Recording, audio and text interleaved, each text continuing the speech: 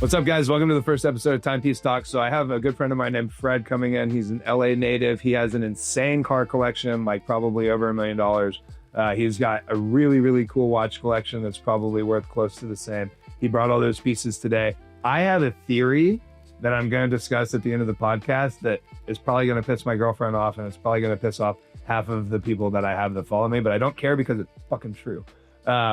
And then we're going to do a lightning round where I go through and ask him a bunch of crazy questions about watches and see what he answers. So it's going to be fun. Stick with us. Stay tuned. Let's go.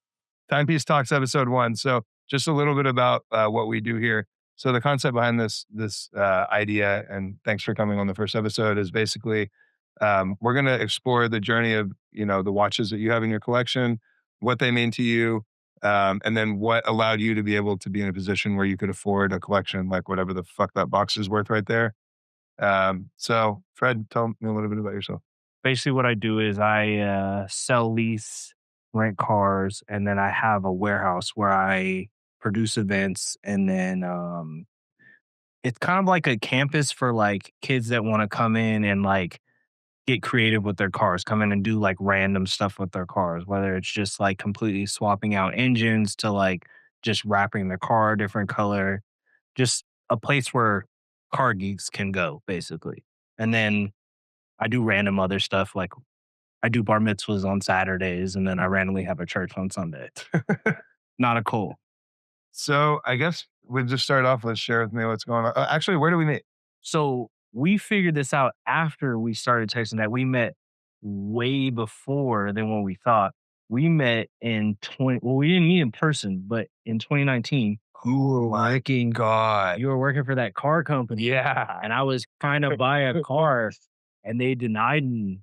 I think I told them to deny you. I was like, fuck this guy. No, because you guys knew I was doing rentals. You guys knew I was doing rentals. So background, I used to work for an automotive leasing company called Share Automotive. And like you could rent a pre-owned car and lease it you could lease a pre-owned car and return it whenever you want it. And they were good deals. Yeah. What'd you get? You got a Range Rover, right? Well, no. So I ended up getting a Range Rover through someone else because you guys wouldn't give it to me because like you guys flagged me. Wasn't ethnicity reasons. It was because like you guys found out. I think my dumbass like put Ghost Rentals on there, and then you looked and they were like, "Oh, this is a car rental company. Like we're not giving." I already remember that. You're basically gonna do the same shit that we're doing. We had texted though, so we get before this whole watch world, before everything. And I've sold Fred a couple watches. He's sold me a couple things. We've done a good amount of business together. But like we figured that out that we had met, and we had text messages from like 2014 or 2015. Yeah, that's crazy. Bro. The reconnection was basically through Casper. So Casper's like he's been my friend for a long time, right? Yeah, and I do a lot of deals with him. And then I think I just looked at your page, and I started seeing watches that I wanted, and one of the watches that I actually have here today was technically from you that went to him, that went to me. To Casper. Yep. I remember that. That's how. Dang. Shout out Casper. Sorry. But yeah. Okay, cool. So that's where we met. And what's going on? So you told me that you had a kind of interesting day today. So I'm late because I ended up having to go to Newport today because somebody crashed my Escalade and left it. And they were like, hey, like, it wasn't my fault, blah, blah, blah. I left the keys in the car. Can you just handle like taking it to the shop? Like I'll pay for whatever. So I ended up having to drive to Newport. Oh my God. Ruined my whole entire day. I was supposed to be here at 6. It's 7:52. It's basically 8 o'clock. Yeah. I had to bring him to the shop. Hopefully the person that hit him has the correct insurance to fix it, or he's going to get a bill. Do you have a rental fleet? What do you have in your fleet right now? So I used to do rentals a lot heavier, like before COVID, during COVID, and right after COVID. But now I've been doing this for so long that now I just have a group of 30 people that I service, and that's it. So like I source their cars for them. They bring their cars to my shop to get fixed. These are like the car geeks I was talking about. Right. They come to the shop, they kick it, they do whatever. And then if their car's getting worked on, they can come take one of the fleet of like mostly SUVs. So I have like 2 or 3 Escalades, a couple Range Rovers. I have like 2 Teslas, like the Model X, Cybertruck, and then I have my personal cars. I don't rent my personal cars out, but for like photo shoots, video shoots, all that kind of stuff, like those are the type of things like I'll do it because they can't drive the car. Right. And is that lucrative? Like, where are you making money in that whole thing? so where I'm really making money on is basically your own business model when you were working for that company. So like I have those 30 clients, they lease cars from me for a year. So Right. like I'll go out and either I'll have the car already or I'll go out and get a Rolls Royce or like a Huracan or whatever. Well, not a Huracan, but like a SF90, something like that. And they'll lease it from me for a year and then they'll give it back. Got it. And what types of people are the people that are like leasing these cars? so it's a combination. Like I have like 3 clients that are they're from 2 are from Iran, one's a Saudi, but they're like 25, 26 years old. They don't have credit here, Right. but they're going to school here or they're here still because their parents allow them to be here. But they can't get cars on their own. Got it. So they'll get them through me. I charge a premium. Right. They use the car for a year and then they give it back and then they switch it into something else. And once they give it back, normally 95% of the time, like I'm up at least like 30 to 80 grand. And then I just either sell it, get my money, or I trade it in for another car that they want and then charge them again. Got it. So what's the payment like on the Escalade that you're talking about? So Escalade, they were having it for 6 months. They didn't have to put anything down, but they were paying $6,500 a month, and they paid 3 months up front. Damn. So That's crazy because that Escalade probably costs you $1,200 a month. yeah, so it's $1,300. It's worth it for me to go to Newport. Yeah, because I know this guy like is going, even if let's just say the person didn't have insurance and let's just say God forbid his insurance didn't cover it. Right. I know that like I could just charge his Amex and he's good for it. and he's good. Like there's no issue. So that's the key to this game, I think, that you're in, is making sure that you have the right clients. Sure. I won't do, I'm like not open to the public. Right. Like if someone just like hits me up randomly, like on Instagram or somehow gets my number and like calls me like, hey, do you have a rental? I'm automatically like, hey, I don't do daily rentals. Right. Like I can refer you to VM Exotics. Those are like my main like guys. And if VM doesn't have it, then I go to Gary or Rodrigo. Got it. If I have to go past those people, I don't even deal with it. Yeah. Just because I don't want to deal with anyone else. Like I don't know how all these other car rental companies like do their businesses and everything's shady. I don't know if I ever told you this story, but I had a 2023 G63. It was black. It was brand new. I like rented. So I rented out to these guys, and it was someone that I knew pretty well, but I didn't trust them. But like, I was like, all right, whatever. It's only for a week, whatever. Let's see what happens. And the money was good. So they bring me, they said they needed it for 4 days. It was like, we're renting it for like $1,200 a day. Is this during COVID? Right after? It was right after COVID. Right after COVID. So this is when people still had like some of the money from those SBA. Yeah, PPP. for sure. Got it. Yeah. So the car goes, and I had a tracker on it, and it would alert me if the car went over 100 miles an hour. Mm-hmm. And at the time of me giving that car out, I had like, I don't know, 5,000 miles on it. The car was brand new, and I bought it for like $200,000 or something. And I had another car, so I was driving that during the time. But 5 days go by, and I see they're driving the shit out of this car, bro. They were putting like 700 miles a day on the car, and I was like, and they were, and every 2 hours I would get a notification that the car had gone over 100 miles an hour. And so what happened is these dudes were the broker that I brokered it to brokered it out to someone else, who then rebrokered it out to someone, and they gave it to some drug dealers. And these guys, I guess they were trapping like crazy, bro. They were driving back and forth. I think they were committing crimes in my fucking car, but probably trapping in a fucking G-Wagen. They were, for sure, bro. So I eventually, after like, I think it was 2 weeks of no money, of like fucking denied promises, I'm like, I gotta go get my car back, Yeah. So I go and I track it to this place in K-Town. And it's an apartment complex. It's pretty nice. And I'm like, I'm fucking getting my car back. Were you licensed to carry this? Yeah, I had a CC. Okay. So I'm like, all right, like maybe I'll be okay. I wait outside this gate for this apartment to open. Finally, it opens up. I'm like, I'm going in. I'm getting my fucking car. I go in there. Sure enough, there it is. But all the fucking windows down and the keys are just sitting on the fucking console. There's an R8, there's an Urus, and there's a fucking Aventador that are none of their cars, you know? I'm like, all right, let's get it. So I fucking get in the car. I back out. I get out of there. The car was fucked. They literally, they had to have been smoking blunts with the windows up, like with 6 people in the car, all smoking. They ripped off all the trim on the top of the G-Wagon. They stomped in the hood. Dude, they were like, the fucking rear view mirror was smashed off. In 3 weeks, they put on like 15,000 miles. Yeah, so I was like, I gotta sell this car. so before COVID, before I got connected to like my clients, like the clients that I love and like love to deal with, that's what I was doing and dealing with. But the one thing that saved me was I had like a very aggressive repo team that like Yeah.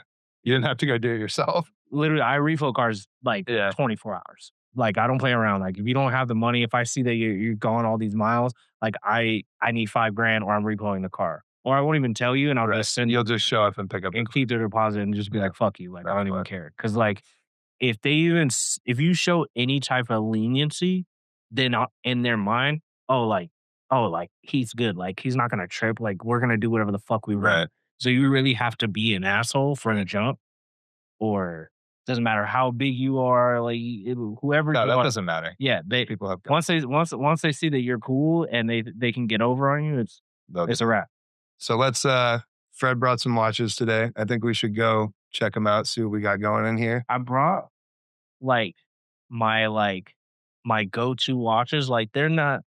You probably won't see this type of collection with other people because like I like really like different watches. Like I like watches like when I walk into a room, like I know that I'm not gonna see that watch on anyone. Except one. There's just one that's just it's one that everybody likes, but I just love this watch. But you probably don't know what this is. This is a vintage AP, and I didn't even know what this watch was. I think it's fucking crazy. When I first got it. Dude, look at the bracelet. Yeah. And it's I don't know if it's 18 karat. Yeah, it's 18 karat gold.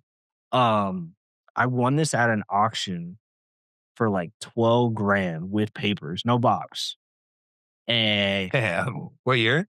I think it's 80s. It's 80s. I'm pretty sure. It's either late 1980s or 1990. I forgot the year. But what year did you win it? 2 years ago. Okay. And it's from this you've had to have heard of it. It's a auction house in Beverly Hills. It's like they have an auction house and then they have like a place where you can actually just buy watches, but it's like Lupe or Loupe. Lupus. Okay, cool. So they have basically auctions like every day. Yeah. So like, and they will tell you like when it's like ending and stuff like that. But this one, like when I saw it, I was just like, why is that watch so cheap? And I went in and they let you try on the watch before you even win it. So you went in and saw it. Yeah. Well, I don't know if they do this for everybody. I know one of my best friends, Ellie, she actually works there. So it's just like, yeah, like come try on the watch to make sure you like it. And I was there and I was like, dude, this watch is sick. Wow. It's heavy. Holy crap. And it's full length. So like, it's like, I have like 6 extra links for that watch. Wow. And the reason why I like this watch, my grandpa, he made a lot of like gold pieces. Like I'm wearing one of his gold like bracelets right now. He wore like a all gold vintage kind of watch like this that had a bracelet similar. When he passed away, it was given. I forgot if it was given to my mom or whatever. But I was just like, I want like a watch like that in my mind. Like I wasn't like actively making, but when I saw that, I was just like, oh my god, that's exactly like something my grandpa would wear. This is from like, it's got to be like 80s or earlier even. So there's like a heavy patina on this thing. Like the inside of the watch is like, you can tell it's been worn. The bracelet is so crazy. It's like raised up. The condition's amazing. And the imperfections make it, I feel like makes it even. There's a patina on the gold that's like turned like a slight like rosy hue. I love when like old yellow gold watches that have sat around for a while like start to change colors and turn into like this I oxidation. get more compliments on this watch than any other. That's so cool. And it's got like, look, it's got especially like a women. chrono function. Yeah. But this watch is fucking awesome. All right, what else we got? No, let's go with the one I'm wearing. So World Time. I have a small wrist, unfortunately. I have like mostly the same Oh yeah, you have wrist. tiny little hands, bro. Yeah, yeah. It's more like, it's like a woman's wrist, but like with some manly features. Like, they got What was some hair. that? Was that Scary Movie when that guy had the gimp hand? He was like, and he was mixing the mashed potatoes up. Yeah, yeah. I got that hand, but on both hands. But I'm not It's pretty buff. you got big feet though? Yeah, nah, I mean I got it's like 11.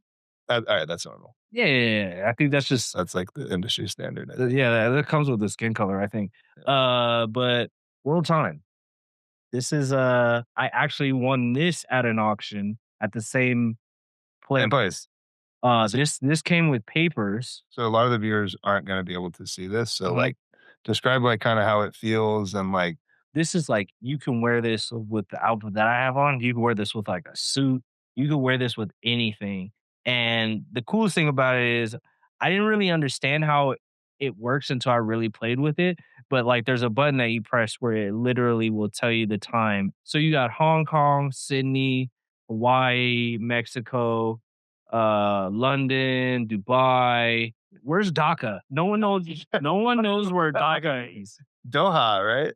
It's DACCA. Oh no, I don't know. Yeah, yeah, yeah. Karachi. It sounds like Like, where the Karachi. fuck is that? Who needs to Azores. keep like that is out of my tax. Hey, I know where Rio is. Where yeah, you Yeah, yeah. You know what I'm saying? Anchorage, Midway. I don't know why it would have Denver. That's weird. And it has Los Angeles. LA's a good one. I don't Yeah. know about DACA. But it's just a random So collection. basically, you hit this little button right here, and that's crazy, bro.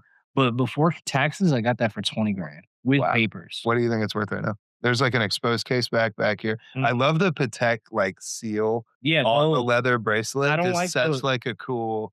All the Pateks that I buy, they have to have Gotta something. have that. Yeah, I don't want to buy them with the like random, like the regular. Dude, this is a cool watch.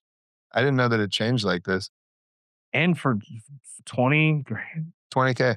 Wow. I've had offers. People have offered to buy that off my wrist for 30. Really? What would be like the number if you were to I like don't know, man. to pop it? Don't you have something? Well, no, we'll talk about that another time. But I saw something that you got for sale that, like, I was The thinking, $40,000. We sold it yesterday. oh, okay, for sure. Yeah. So yeah, I wouldn't sell. It's gone. Yeah. The 5205 Mm-hmm. are the rose gold. Mm-hmm.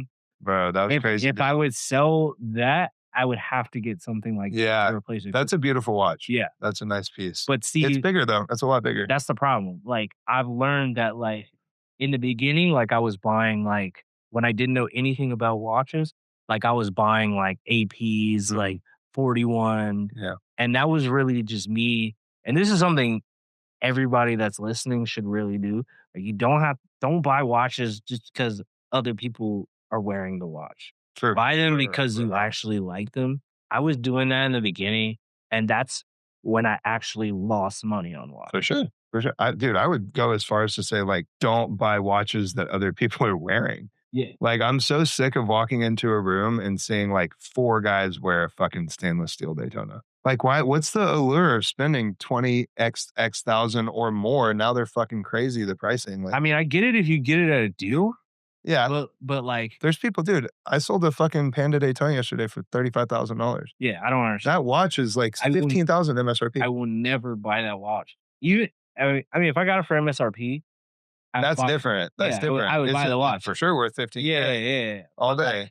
That's not even a watch that I really want. Like, it's just like, hey, if you're getting it for MSRP, like you're basically like, you're making You make grand. money. Yeah. I mean, and that's Worst case scenario. We had, so today I posted a video, or we just filmed it.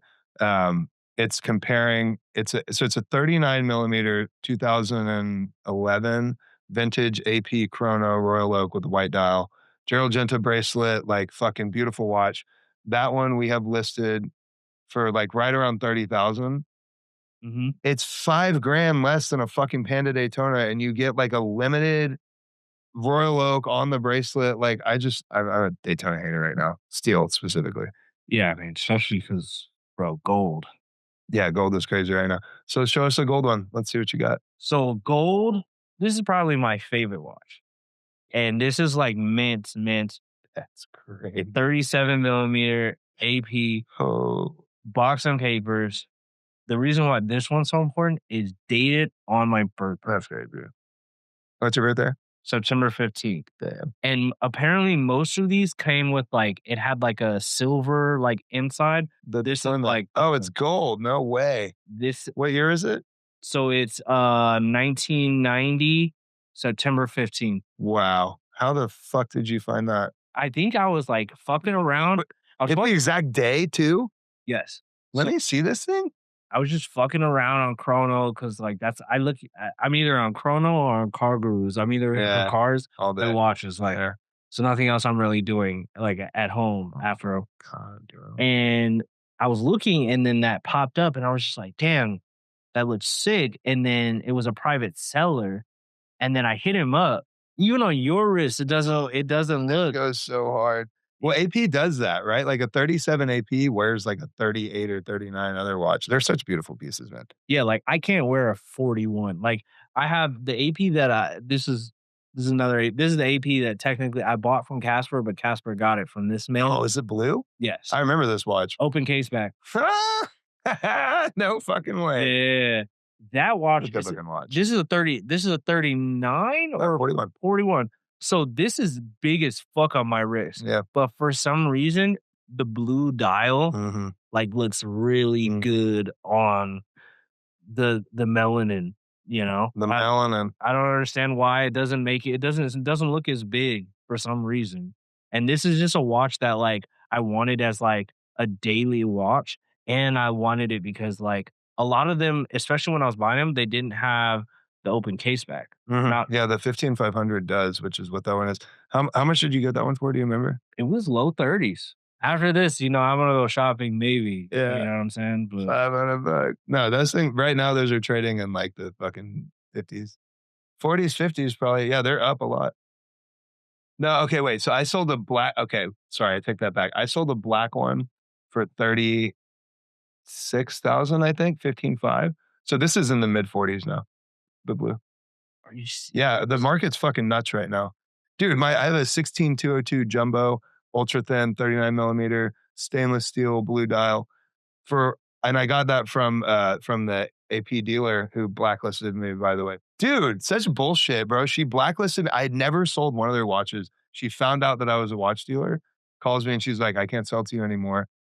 I'm like, I have every single watch that I've ever bought from you, $500,000 worth of shit and stuff that I didn't necessarily like. I bought a code over there that like literally looks like a turd. It was like almost 30 grand. And to be honest, I'm literally. Is it like blue stainless steel with a canvas band? Why you want one? no? I mean, the problem with that watch is I'm going to lose $15,000 Yeah, more than 15,000 on it, Yeah. which is fine if I'm getting cool shit. But like for her to blacklist me over nothing just because of my profile, that's discrimination. It's racist. It's because you're black. Yeah, it's the melanin. Yeah. And The you're watermelon. and you're too tall. Like Yeah. like hell. How much did you get this one for? This gold one that we were just talking about? So I got that. This has everything. Like it has the receipt, the day that he bought it, Yeah. the box, the papers, the booklet, and then it has like the bag that he bought it in, like everything. Oh, wow. That's 38K. really cool. 38K? Dude. You ripped this thing. What year did you get this?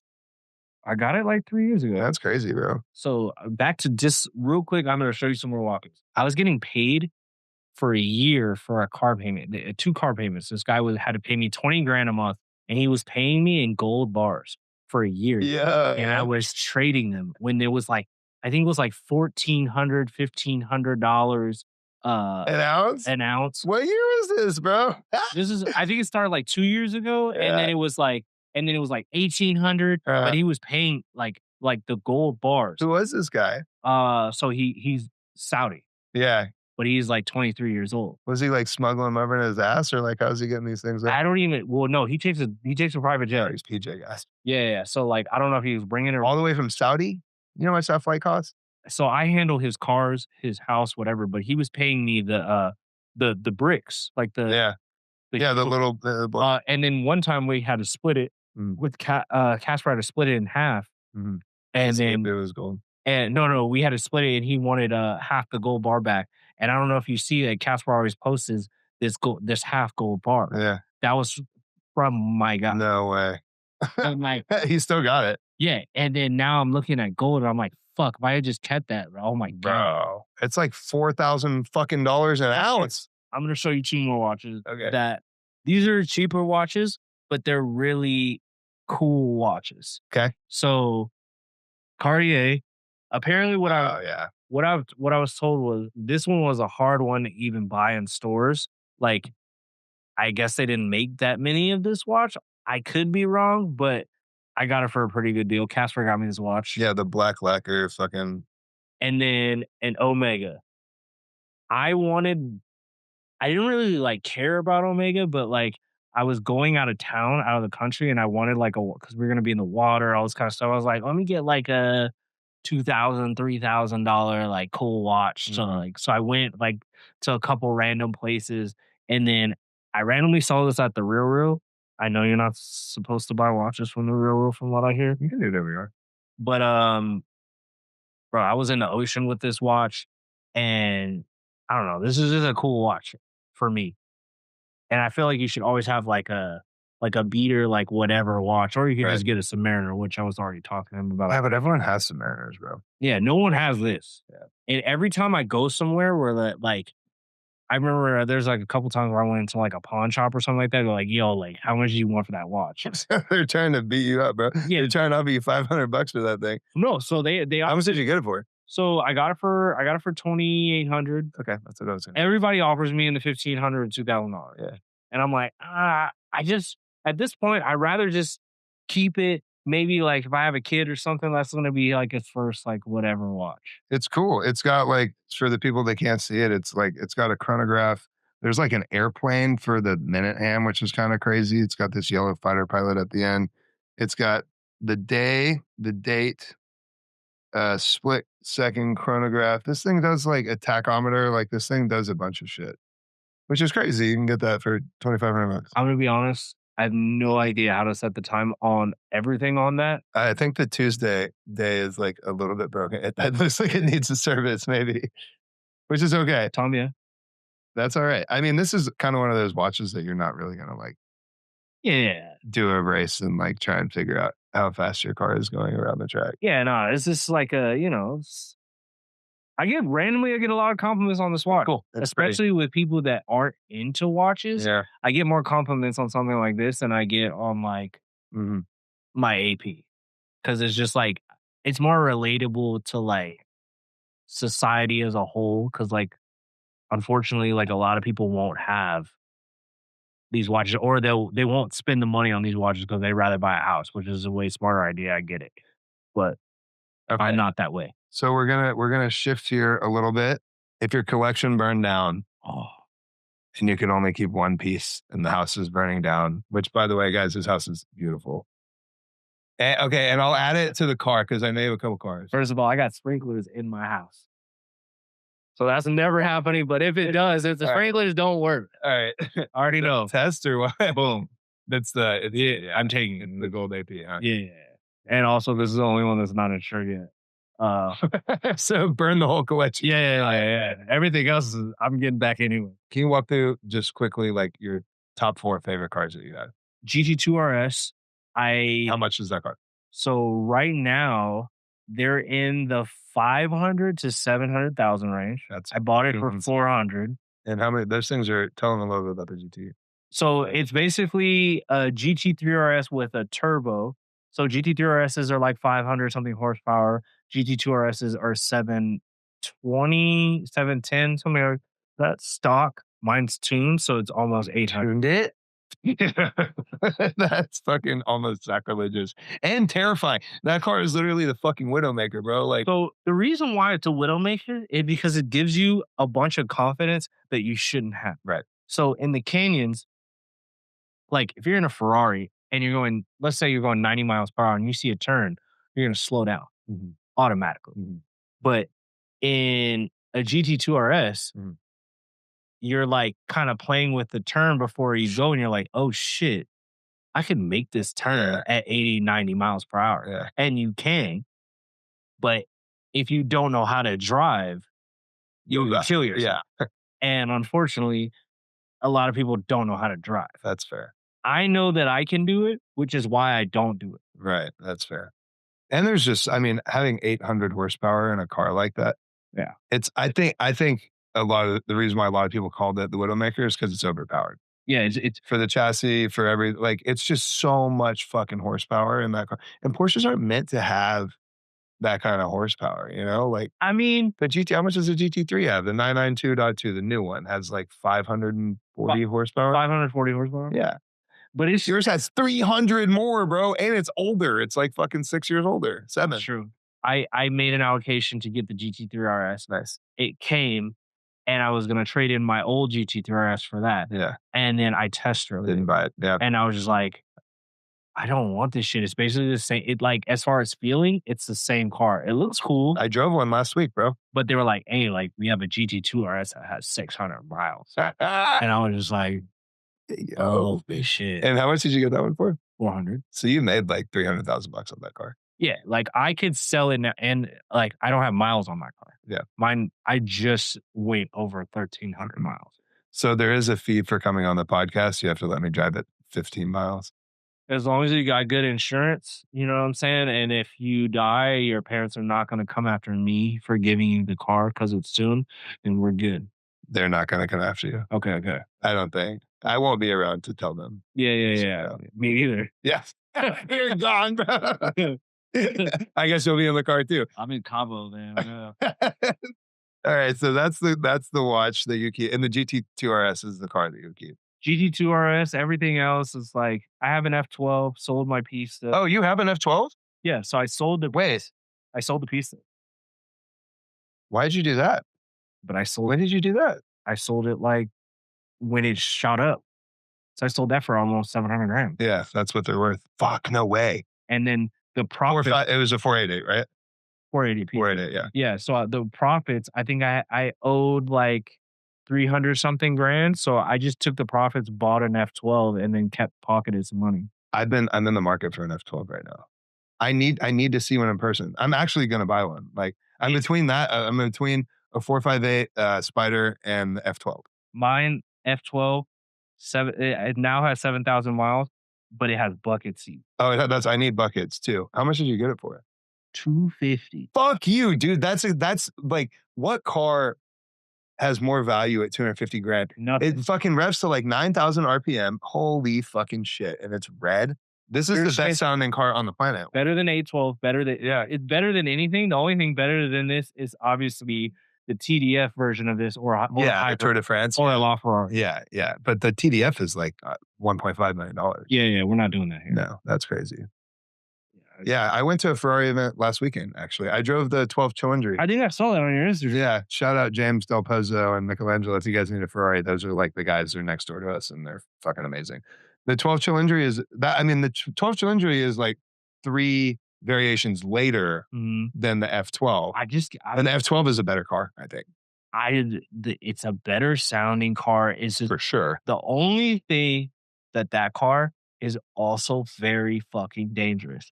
Like, if you buy that car, doesn't matter if they tell you the tires are good. You need to get brand new tires before you drive. Wow. I almost went out. I'm not surprised. They're like 850 horsepower, and the engine's in the front, so it's not mid-engine, and it's just like overpowered. Yeah, but it's such a beautiful fucking car. We need to cue in like a revving of like the fucking. Hey, I'll get you a clip. Yeah, we need like a real organic sound clip. I do it once a week, regardless if I drive. Bring that shit here, bro. I need to see that. I'm serious. I'll fucking buy it from you. Like, no. I'll find you one. Yeah. Okay. What do you think? 991.2 GT3, non-touring, winged, black. It's got $15,000 BBS wheels on it. Front axle lift, carbon buckets, the good headlights. This is what you have currently. This is what I have currently. 14,000 miles on it. It's got fucking carbon ceramic brakes. It's got every option that collectors want, minus the stick shift. But some collectors don't even like the stick shift on the GT3. I mean, a lot. That car, like. What do you think that's worth? I'm going to tell you right now, whatever they offer you, you have to get in the low 2s. They offer me 160. That sounds about right. That's fucked up. Well, they're going to lowball you because. But they don't want to buy it? Well, it's not that they don't want to buy Make it. $40,000 on that car. I know they're gonna fucking list it for over 200. Yeah. Sons of bitches, bro. Like, if they were like 195, That's what I told him. I was like, that's exactly the number I told him. I said, my car is worth 195. And if you guys offer me in the 190s, I wouldn't be happy with it, but I would consider it because I'm trading into a fucking car with them. So they're going to make money on both ends. And they were like, and then he hit me with a 160 and I said, what's MMR? And he didn't respond. so they always do that. Like if they know you don't, if they think you don't know, they're automatically going to hit you like that because they don't want to make $5,000. They don't want to. They want to make 40 grand. They want to make 20 grand. That's like, I mean, even with like the watches, like you don't want to make $1,000. You will, but like you're definitely going to hit somebody. Like you're trying to make 10 grand. There's like a fine line to walk with that, right? Because like with watches specifically, because when I sell something to someone, there are times where I'm like, I could fuck this guy up. He has no idea what he's doing. But like ethically, I can't because the problem, I've done it a couple of times in the past. And guess what? Those people that I did that to are no longer my fucking clients. No, I get because they go to a jeweler and they're like, yo, how much do you buy this for? And they tell them and they're like, he got cooked. Who was it? Well, so here's the thing though. With a lot of the watches, it's a different story because if you're buying like watches under 100 grand or even under 150 grand, then yeah. But if you have to put up 250 grand, sure, you need to make some fucking money. You need to make some money, or it's not worth like putting out that much of your. For sure. And that's how they like look. That's how they look at it. Yeah, that's fair.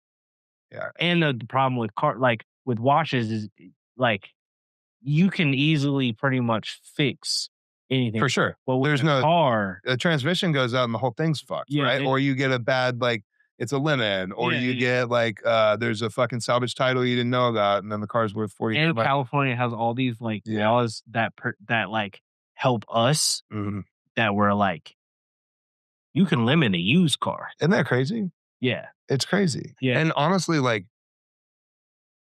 I hate California. I really hate it. I think it's the biggest scam on the planet. The lemon law stuff is to me a good thing about California because, bro, if you go buy a car in Louisiana, like they do the shadiest shit down there, and like I don't know, it's nice to have a protection as a buyer.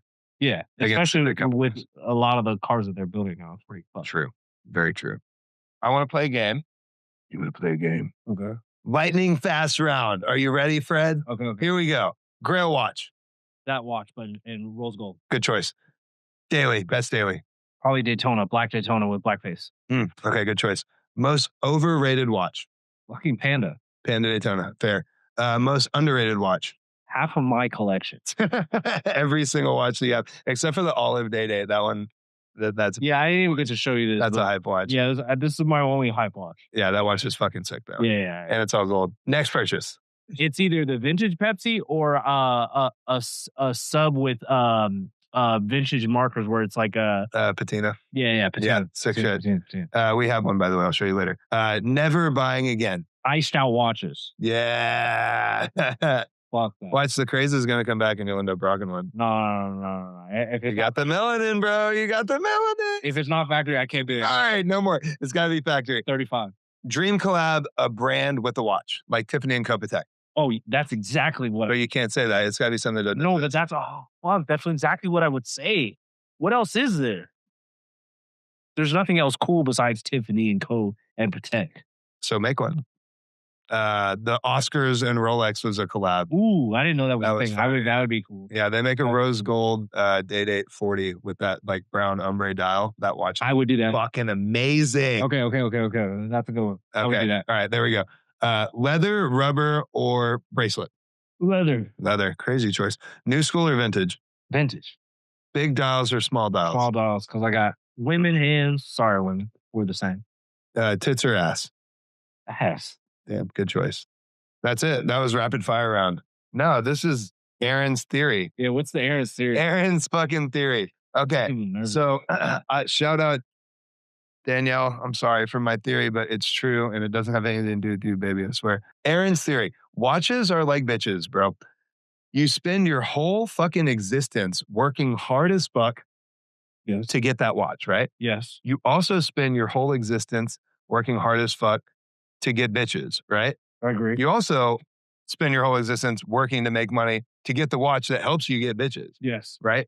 And then after you do all this, also watches are just like girls, bro. They're beautiful. Sometimes they get a little finicky, you know? Mm-hmm. So, okay, what was the last watch that you wanted for a really long time? I really wanted, it was probably the hype watch. I wanted this watch. I wanted this watch. So glad you said that one. I really wanted this watch. I don't know why I want it. It looks sick. I wish they would stop making them though, so that it could be more like, like all the rest of my watches. Like, And tell me, how is that like a girl? it's 100% like it. Because you spent forever fucking wanting that watch and you thought about it every day. You probably fucking jerked off to it. Maybe. And then you get it. And what happens? Every You get sick of it. And then, Yeah. then you want another one. That's why you have 14 fucking watches in there. Exactly. But That's wifey. this is wifey. That's wifey right there. This is your first side out. This is the hose. Everybody loves the hose. Yeah, she's beautiful, bro. And like, I would smash that ass. In fact, I think I have smashed that ass. Yeah. Like that exact watch I had before. Yeah, you just gotta keep the hose in check. He's been around block. Yeah. Yeah. You don't bring the hose out. Leave the hose like behind closed doors, unless you're in a place where there's gonna be hose. Right. And that's the watch. Yeah. See. So that's my theory. I think watches are very similar to women. And 100%. sorry, Danielle. 100%. They're also kind of like cars. But They are like cars. Yeah. Maybe even more, honestly. Because like I would way rather hear like a Let me just tell you, the maintenance on cars and on women has started to become very similar. What do you think is more expensive, your car collection or your wife? My fiance is actually not expensive, which is why she is my fiance. That's so real.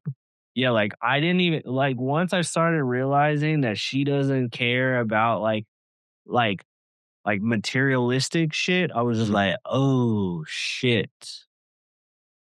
Let me go ahead and hit up Casper. There you go. And then that's when you got her the ring. Yeah. And she's cool, man. She's cool. She has this really dope picture of her like doing a thumbs up with like a girl like naked, like right in front of her. It's just, I won't tell you the scenario, but it's pretty cool, man. It's pretty cool. Once I saw that photo, because I took the photo, I was just like, oh yeah. She's a keeper. I call Casper. Damn, that's crazy. Yeah. Bro, this was perfect. Like, I feel like it couldn't have gone any better. And yeah, your collection is really cool. Like, really, really, really goated. And yeah, like I don't care about like spending $300,000 on a watch. I just want like very cool watches that like I could go around a bunch of wealthy people that have on like Richard Millie's, and they'll all be like, oh shit, like what is that?